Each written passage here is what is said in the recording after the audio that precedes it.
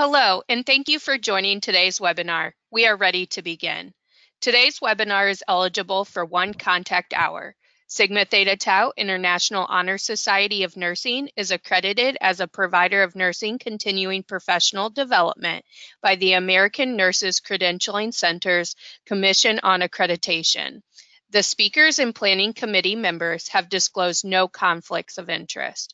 To receive contact hours for this CPD session, participants are required to attend the webinar and complete the evaluation form, which will be emailed to all attendees approximately 1 week after the webinar. This webinar is being recorded and will be available via the Sigma repository within a few business days of recording. Following the presentation, we will have time for question and answer session. You'll see on your GoToWebinar control panel that you can send a message through the questions feature. This is where you can type in any question you'd like to pose to the presenters. Be sure to hit send so the message makes it to us. We would like to thank our speakers for sharing their expertise with us today. Our speakers are Craig Davison and Charlotte Jacob Hall.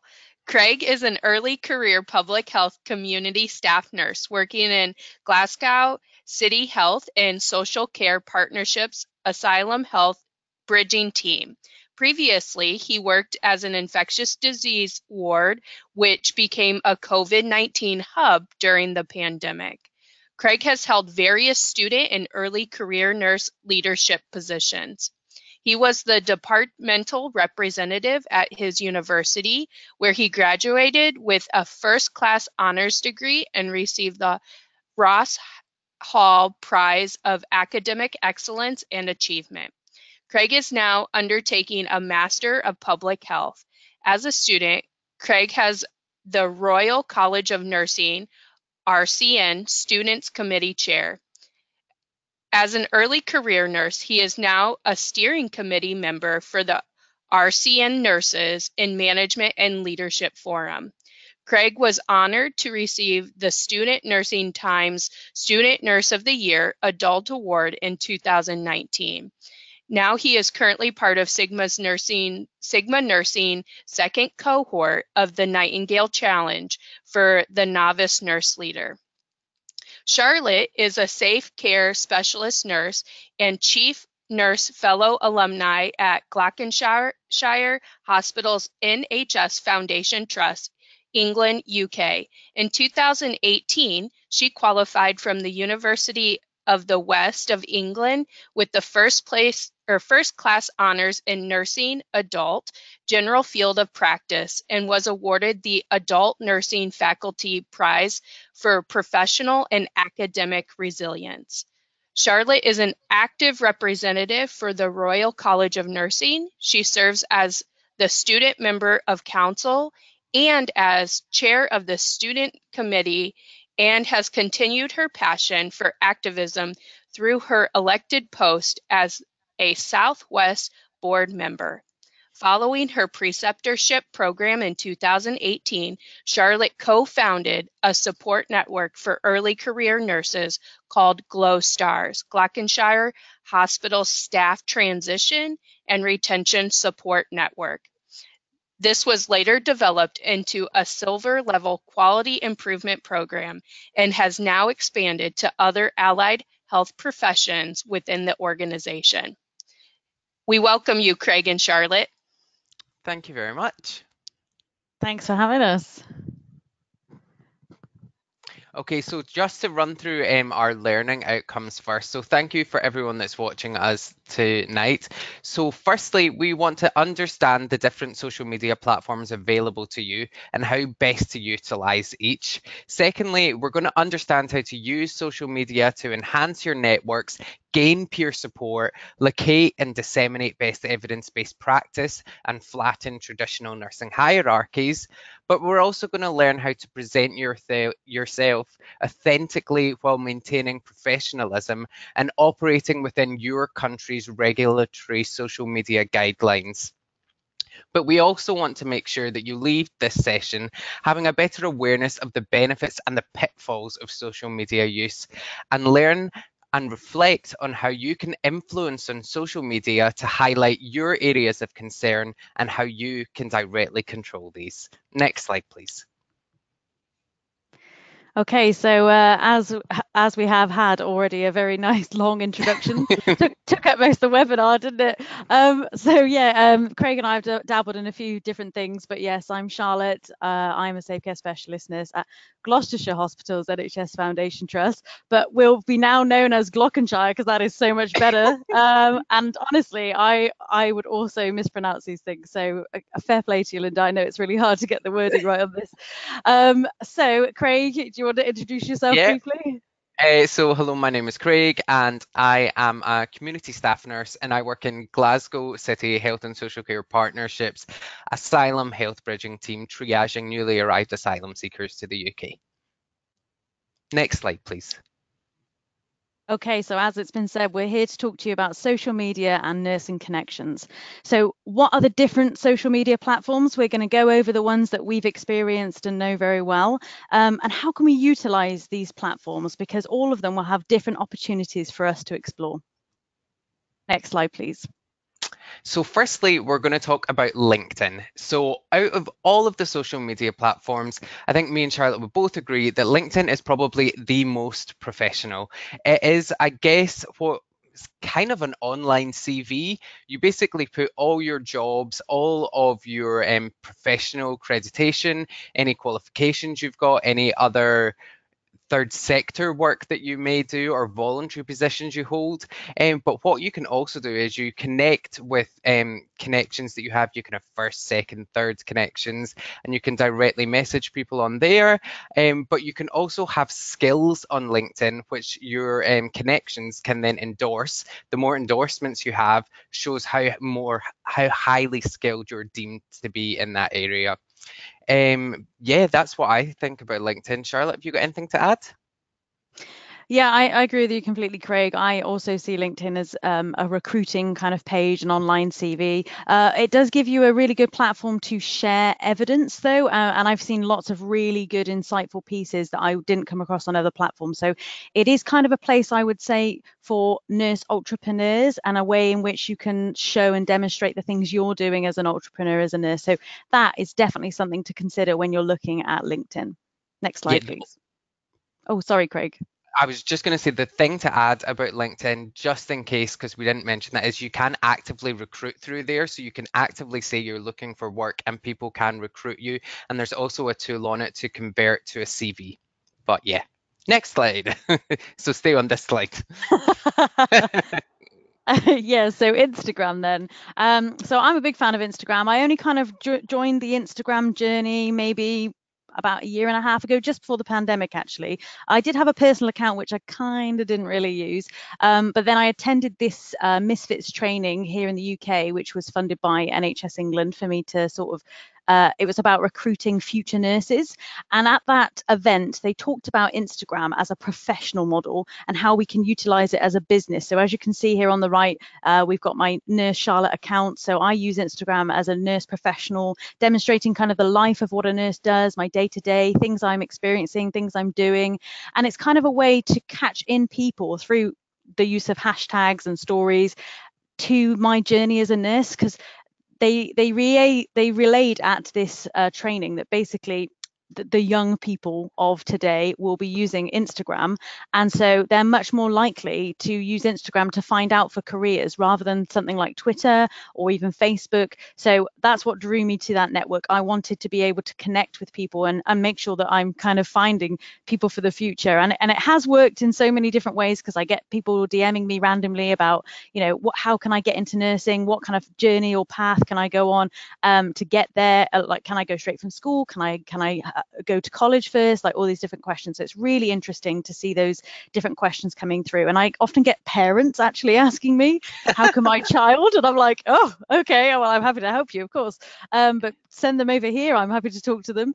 There might be a bit of like shyness there, I'm sure, but it's a really interesting platform, and I've been able to share my stories, my genuineness, my authenticity through my stories. So people kind of ask me a lot about professional boundaries, and I like to caution on the edge of risk. I like to take risks. That's who I am. but it's important that you do know those professional boundaries, and we're going to go on to that bit later.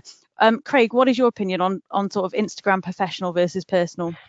So Instagram, I don't have a professional account on Instagram. So I, in a former life, as was Charlotte, was an actor. So I had my own personal Instagram there that was just kind of my life and my way to show random pictures.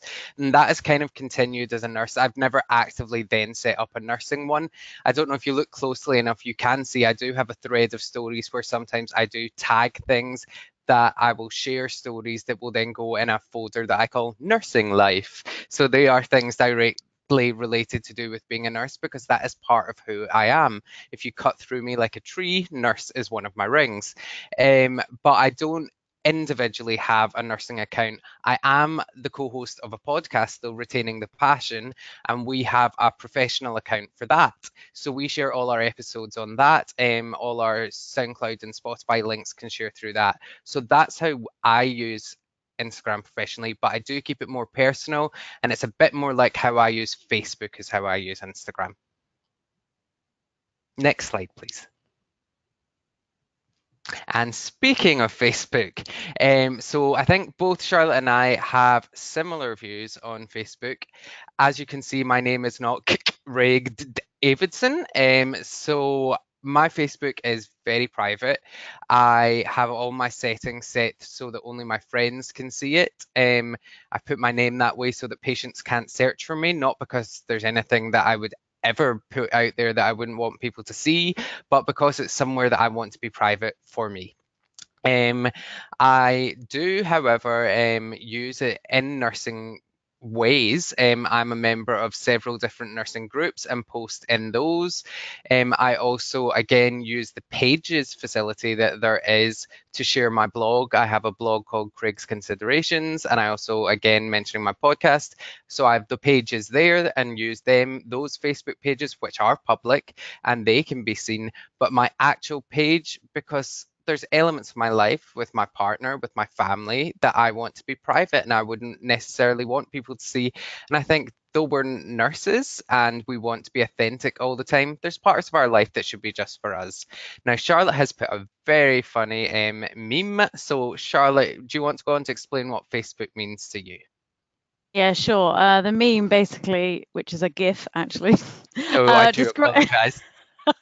Get it right. It's a GIF. The GIF basically is me. I'm very much this naughty face, cheeky side to me, and I think it's Craig touched on this. It's about I am a professional, and I recognise that actually everything I do is within my professional boundaries, but I recognize that I need for my personal benefit a space where I feel really safe and actually can be completely myself without any kind of worry or background. And I think Facebook for me is that kind of connection to my family, to my really close friends, and I want to keep it that way. So I was, when I was a student, part of many nursing networks, and there are a couple I'm part of in terms of Sigma, for example, my regional chapters.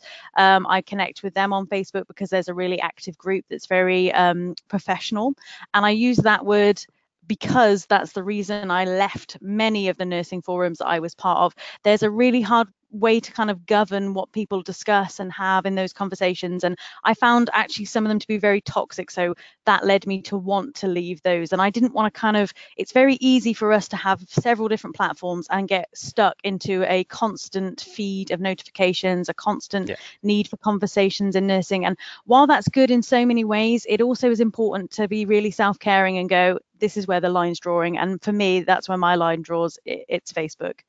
Next slide, please. Do, do, do, do, do, do, do, do, do. So yeah, the TikTok's the game changer. It's new. Is it a fad? Who knows? I think it's the new big thing. And I remember actually doing a talk for the Nursing Times on social media just before the pandemic hit. It was my last in-person conference where I presented, and I talked about the question came up, what's the next best and big thing for social media? And I was like, it's TikTok 100%. And the audience were like, no. And I was like, it's TikTok, is coming, it's big, and here we go. It's huge, it's taking over. And there are so many different types of people using TikTok now. So it's really interesting because in the initial phase of the pandemic, at the very beginning, there was a lot of bad media around TikTok, and actually nurses and doctors and other healthcare workers using it for entertainment purposes.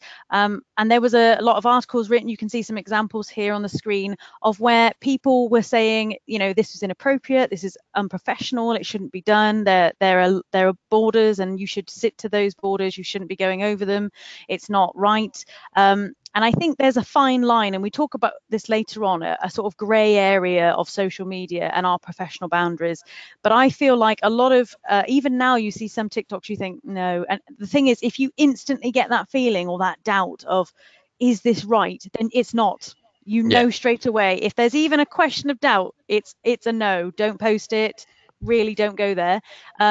We wouldn't want anybody to get into trouble for a bit of fun, and that is what it comes down to. It's kind of, it's not purposeful, but it ends up being quite insulting to some people, and can be really quite detrimental to the professional profile and image that we put across as nurses. So, but it can also be used for great benefit. So I've seen a lot of educational videos for, obviously it's quite a young person platform again, so we're looking at a lot of teenagers using this.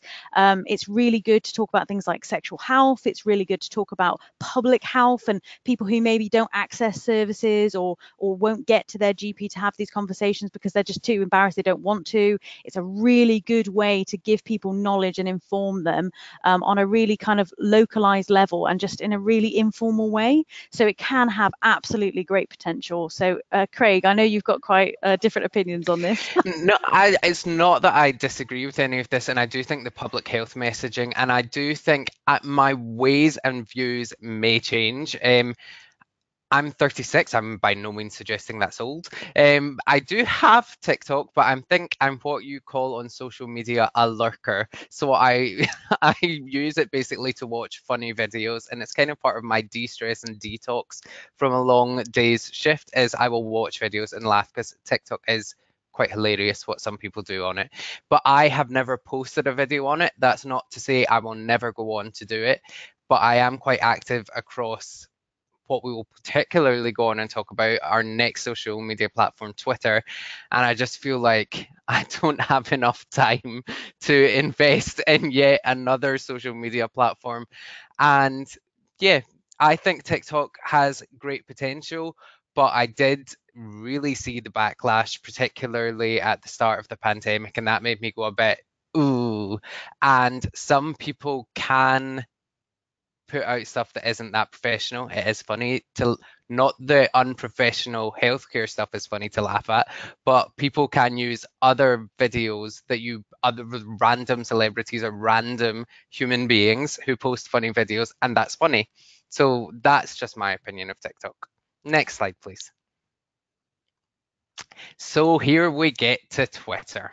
So me and Charlotte both use Twitter, I would say, as our main social media platform as nurses. We've both been on Twitter for a very long time.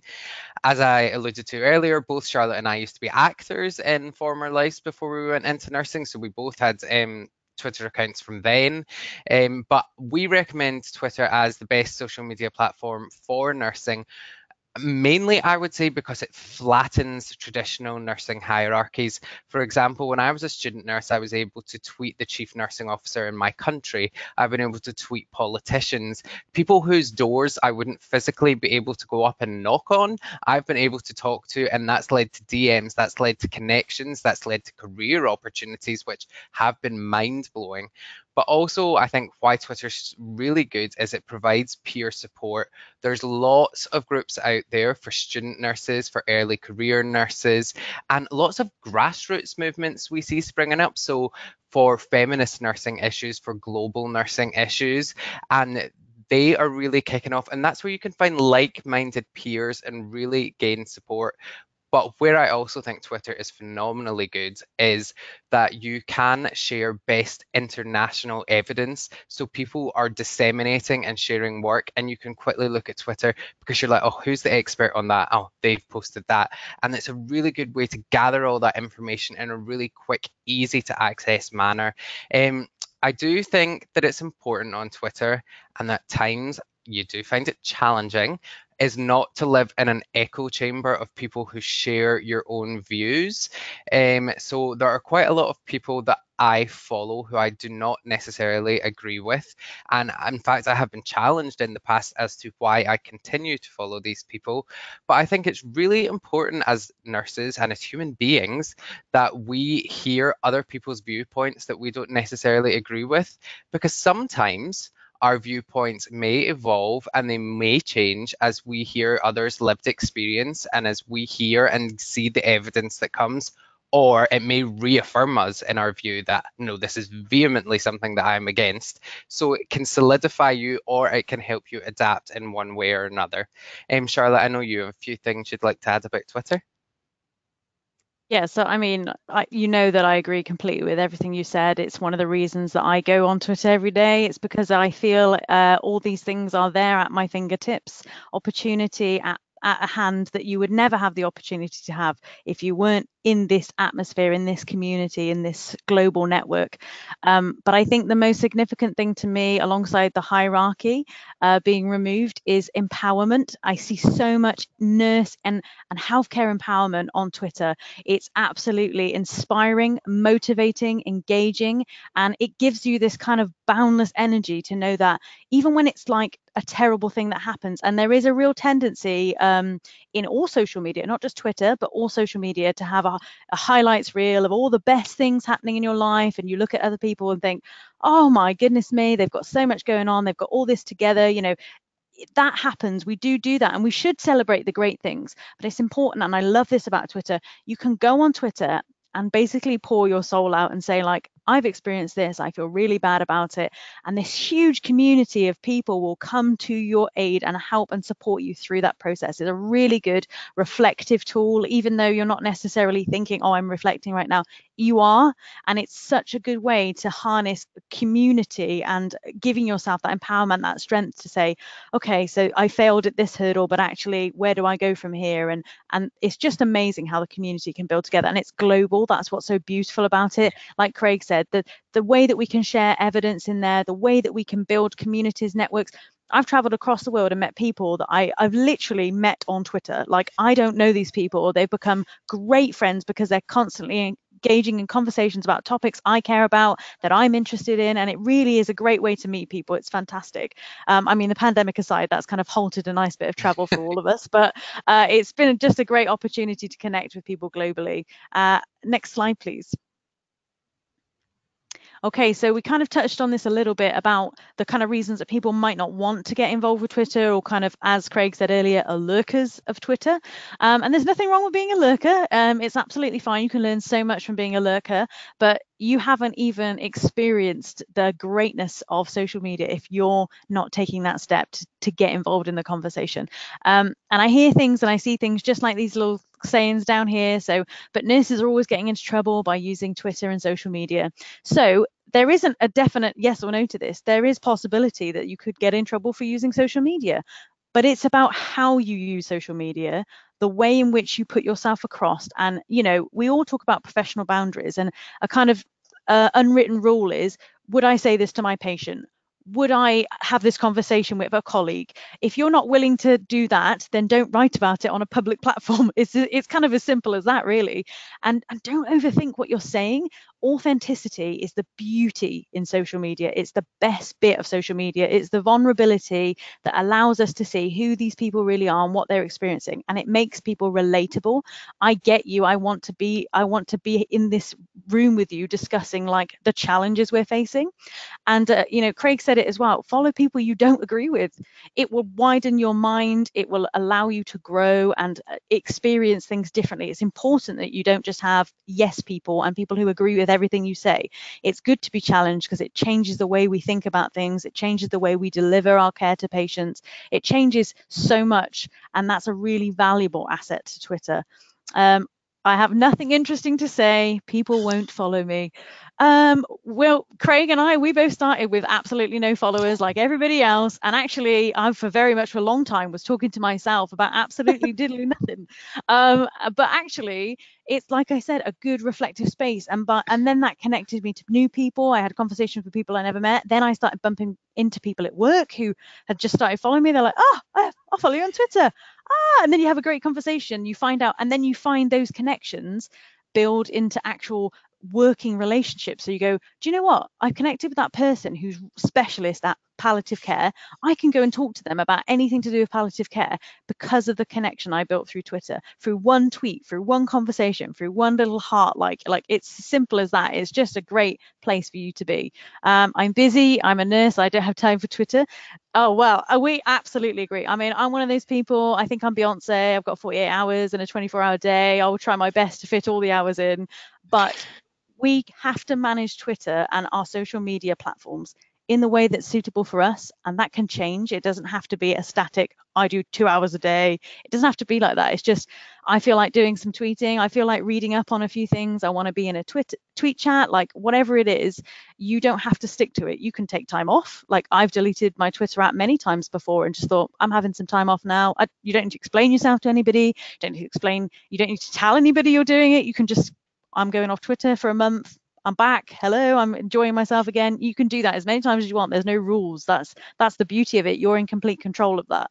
Craig, do you want to add anything about myth busting? Yeah, no, the only thing I would say to myth bust and about being your real, true, authentic self, and it alludes to what you said earlier, is social media can become a highlights reel. And yeah, we should always celebrate our good achievements. But what I kind of was guilty when I first was on Twitter was projecting this perfect image of what I wanted people to see and what I thought people should see. And my advice would be, don't do that. It's easy to say in hindsight, but I subsequently I'm much more open and honest. Of course, I still share when good things happen, but now I share when not so good things happen.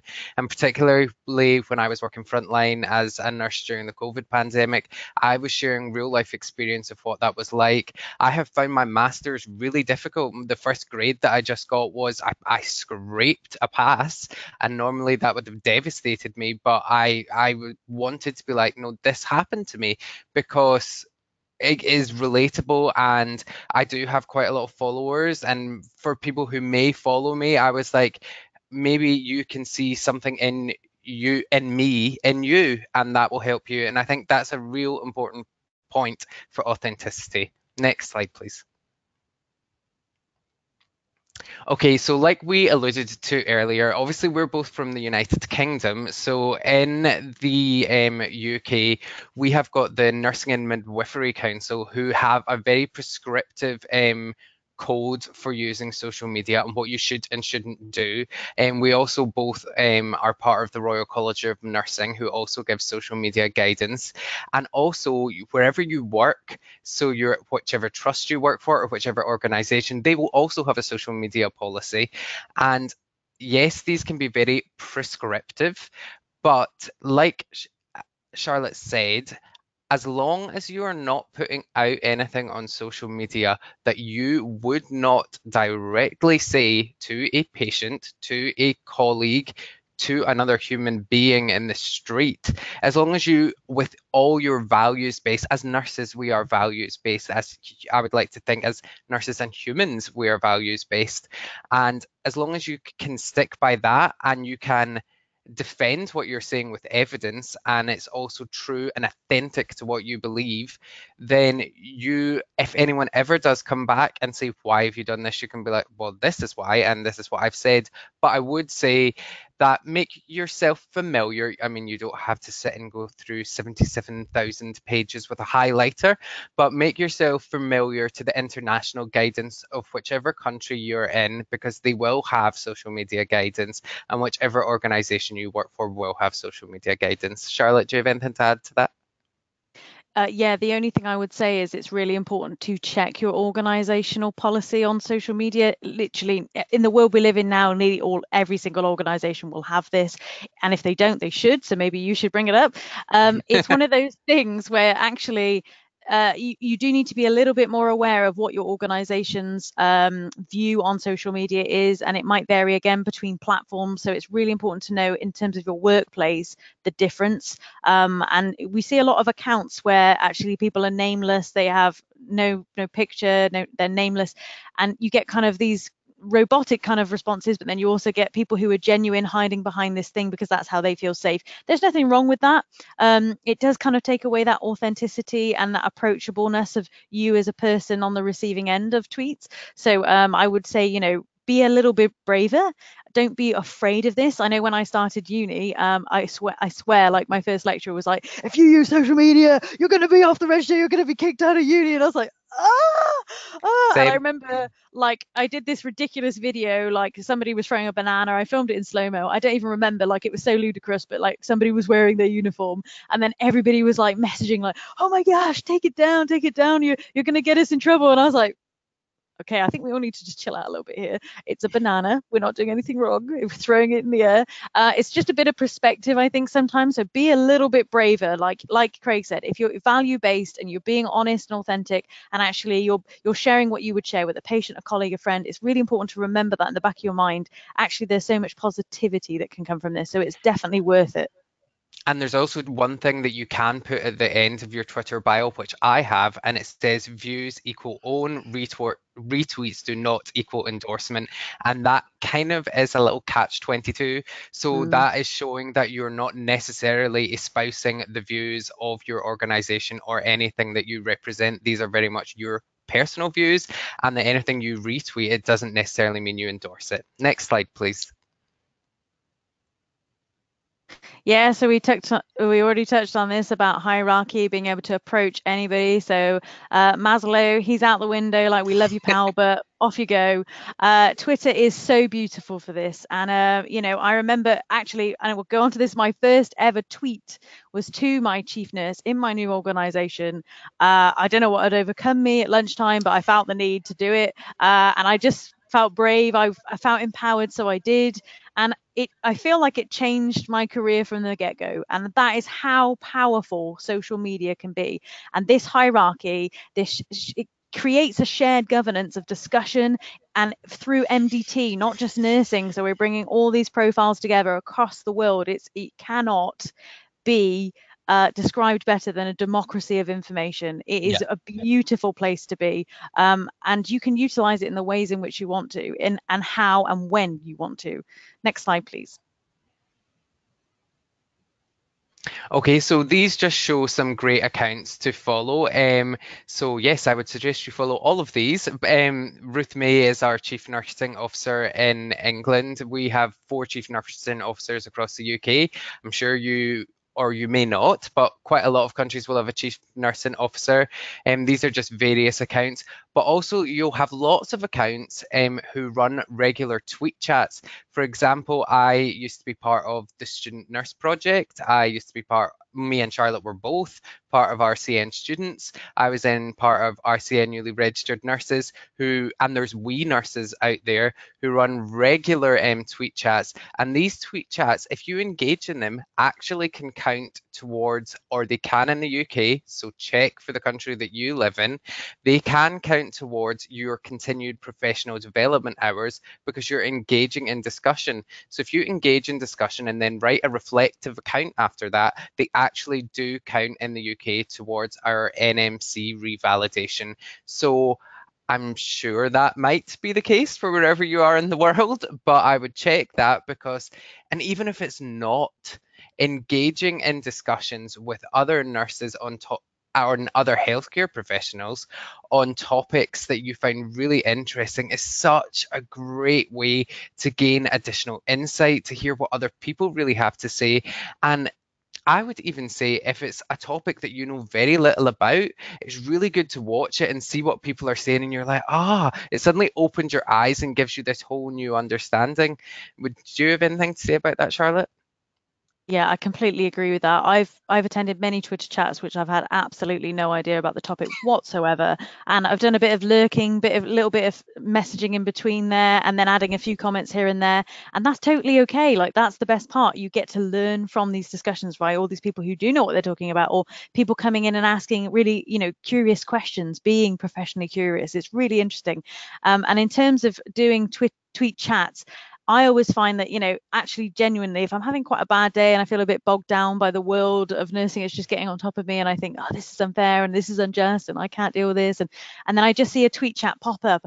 Actually, just watching that conversation creates this huge emphasis on empowerment. Like back in me, I'm like, whoa, I didn't even think about these things. Actually, there's so much to explore here in the world of nursing and in our profession. And I want to know more about this. I want to learn more. I can grow more. And I think it's really good because it's about that community, that reflection again. It always comes back to the community aspect of this, and it's like having a cup of tea with your mates and having a good chat about something you really care about, or something you don't know about and you're interested in it and learning. And it's just so good because you can do it in the comfort of your bath, in your bed, while you're on a dog walk. Like it doesn't matter what you're doing. That's what's great about it. Next slide, please.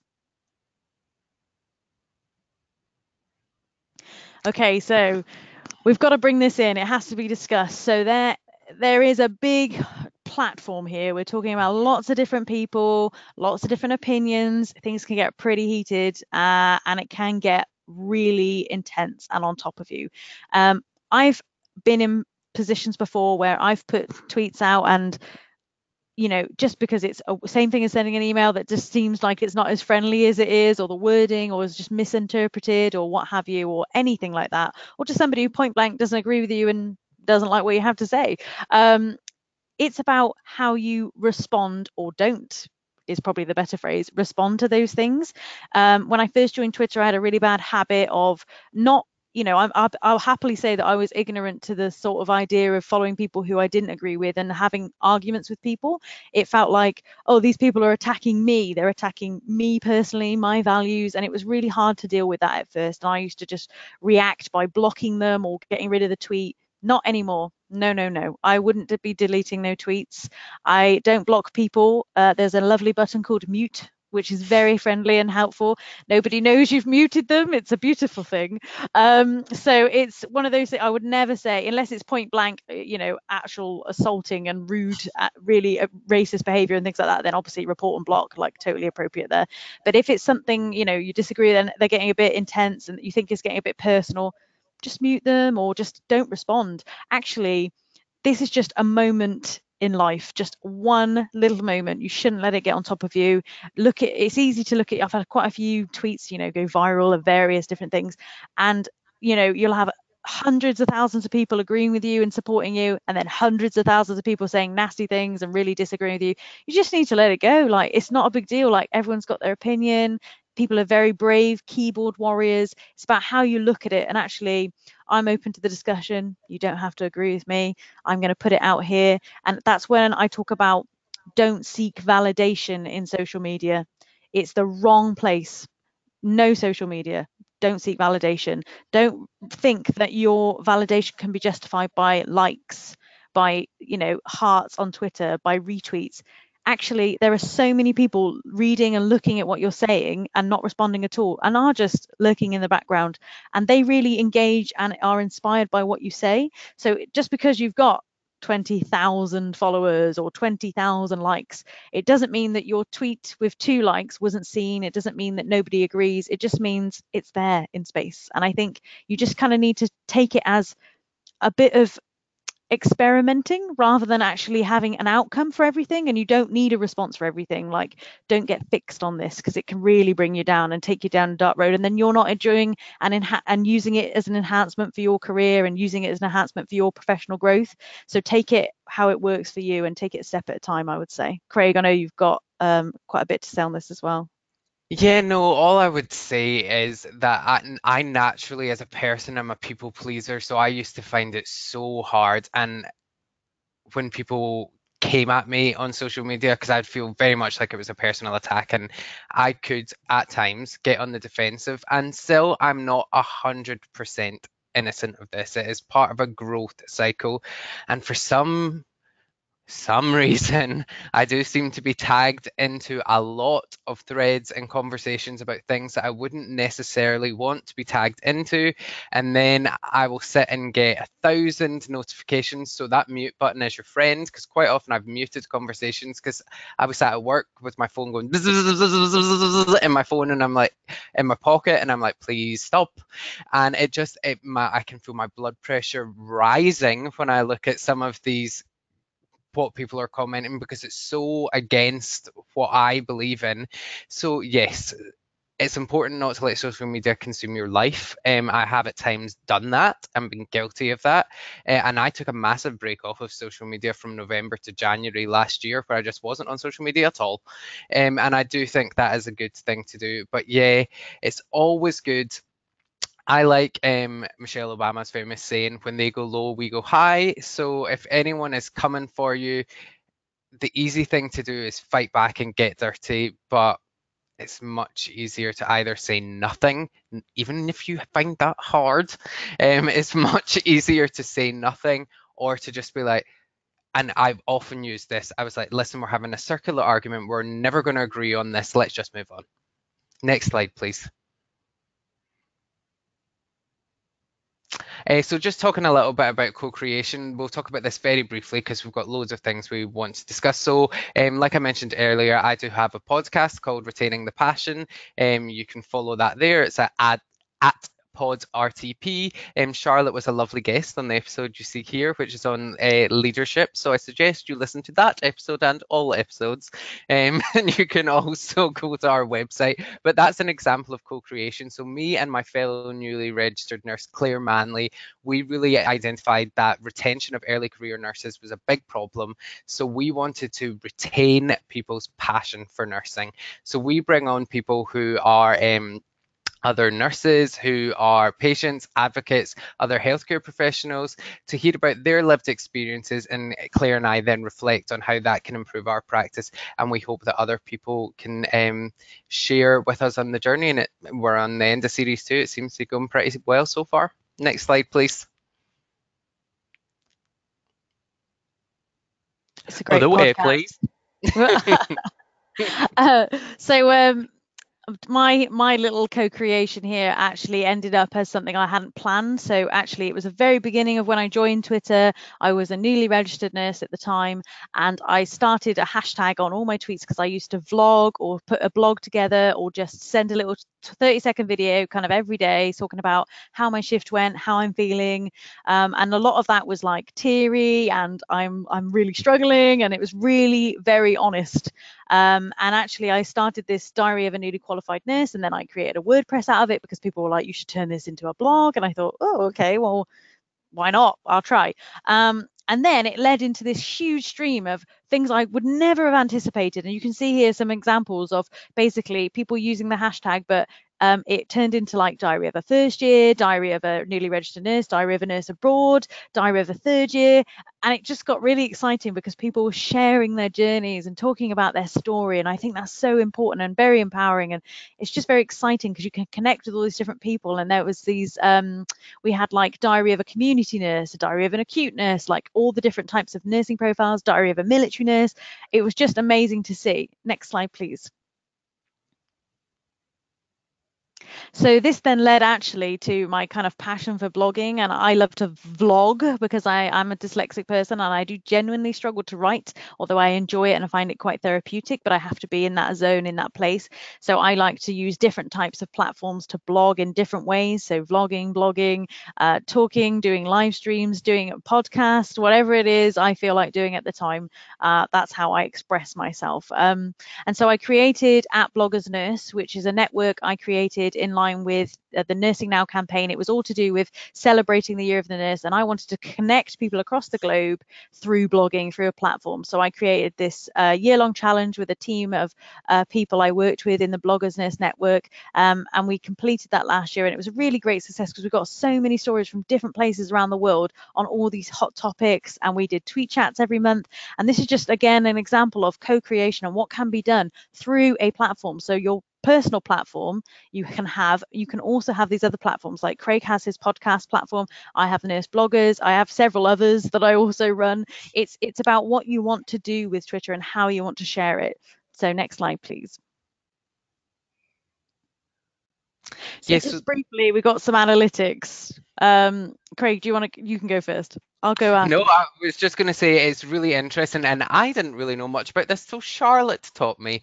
You can go on and just find out a bit about how your Twitter is working, and it gives you a bit more information on tweets that people are really responding to, or that, for example, if you have a look here, like, so my top media tweet, for example, was when I talked about my new job working in the community. It also lets you know if you're getting new followers, what sort of traction you're having from month to month.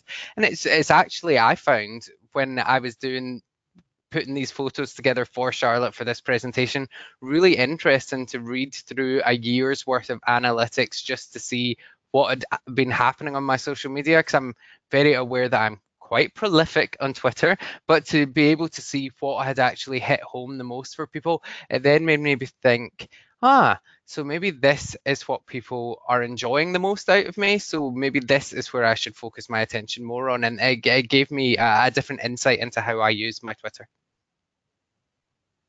Yeah, so the Twitter analytics can be used by anybody. You just go into your settings. You have to be on a desktop to go into the settings to have a look at analytics. It does give you a really good perspective of what's good, what's bad, like what's best about my media, like what am I doing. It's just kind of interesting. I never used to bother looking at this kind of stuff until actually I started doing things like this and talking to people about what it means to actually be on social media. And I talked earlier about validation and likes and what that looks like. Well, you can see here just as an example on what we have here. So like Twitter impressions down in my lower box there, it's 1.6 million, but I didn't get 1.6 million likes, but this is the impressions I had on people. This is all the people I like connected to in one way or another. And that's really important in terms of reach and what you're trying to deliver. If you were trying to share like a work you'd published or something, a campaign you're trying to boost and give more information about, it's really important to see these kind of things. And I guess over here on the bottom side, this is like one of my best ever top tweets. I'm proper proud of this. It's framed in my bottom downstairs toilet. I basically got asked to go to afternoon tea with the Prime Minister, and it was literally like 24 hours notice. It was pretty ridiculous. I mean, the honor of being asked was very nice, I must say, but it felt even better to say no.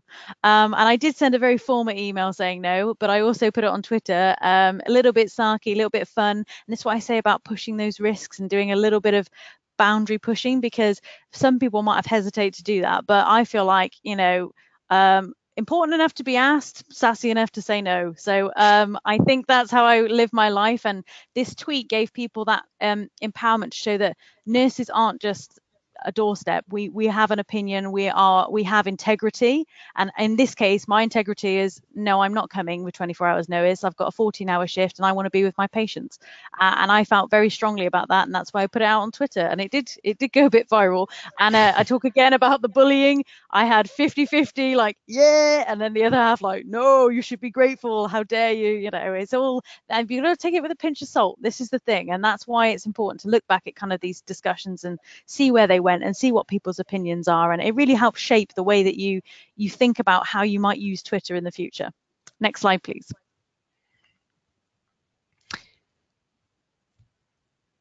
So we have two tweets here that we're giving as an example, just to kind of round up. So my tweet that I've picked at the top there is it's my first ever tweet.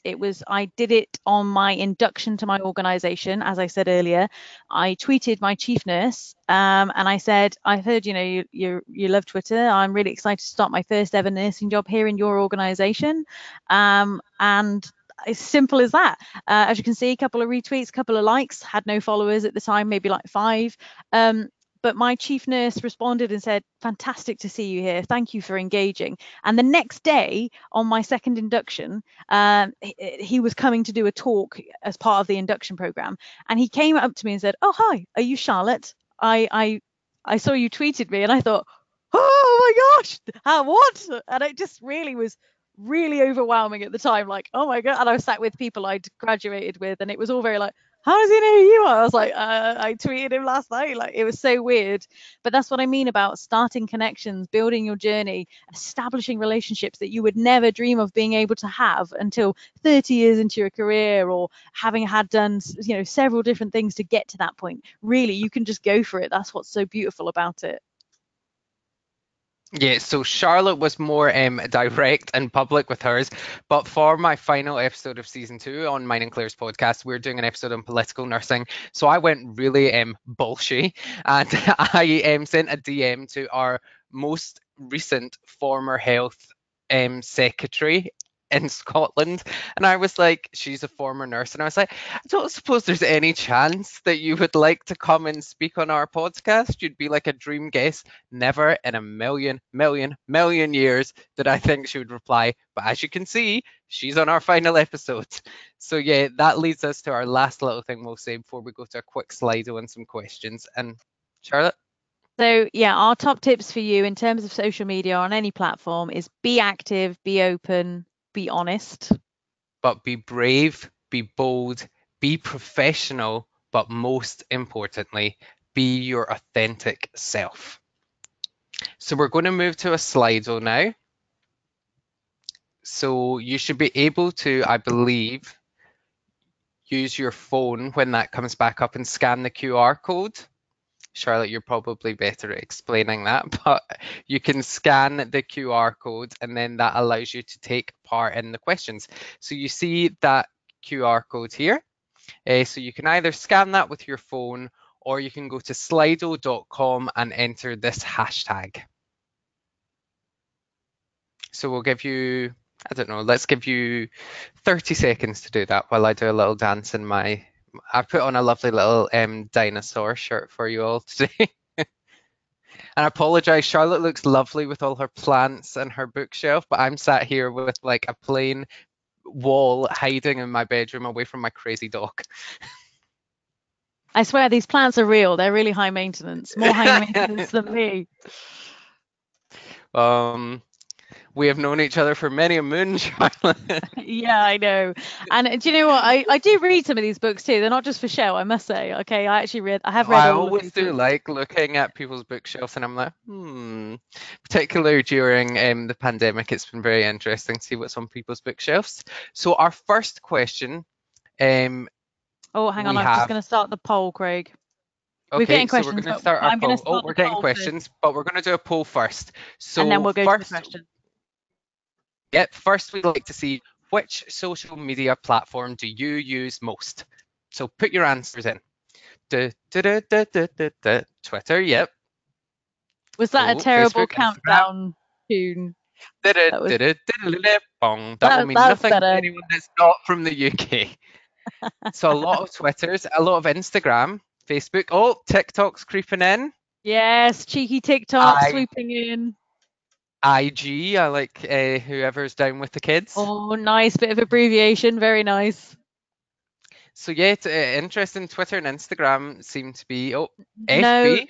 no LinkedIn so far. That's Facebook, Yeah, Craig. no, but I'm saying FB. Insta with an exclamation mark. Yeah, I call it Insta. Oh yeah, those. It's interesting So to see how this goes up and down. it is, and we've had literally no LinkedIn's, which is really fascinating.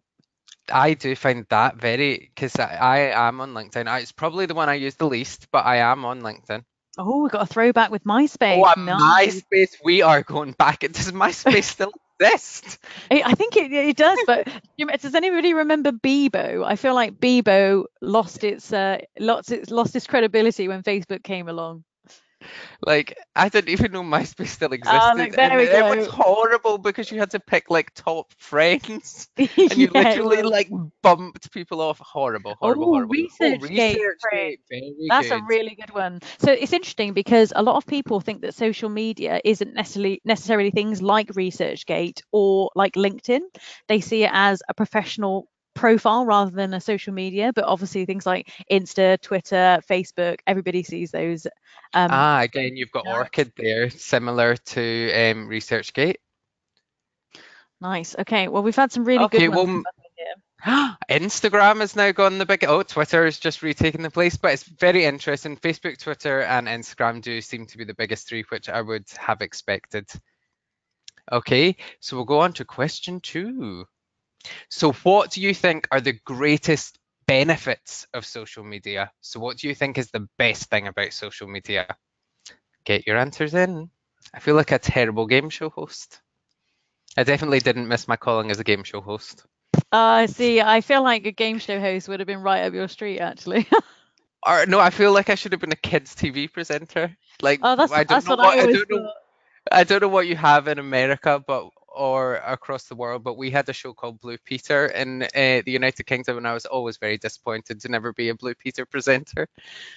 I got a Okay. Blue Peter's badge, you know, when I was younger, because I saved somebody's life when they were drowning. It was my brother. He was Oh my drowning in the swimming goodness. pool. My school put me forward for a Blue Peter badge. It's one of my greatest honours to date. Hey, Well, Charlotte. you Hello, can you see the screen? Is it not working? All of a sudden, it just says voting closed.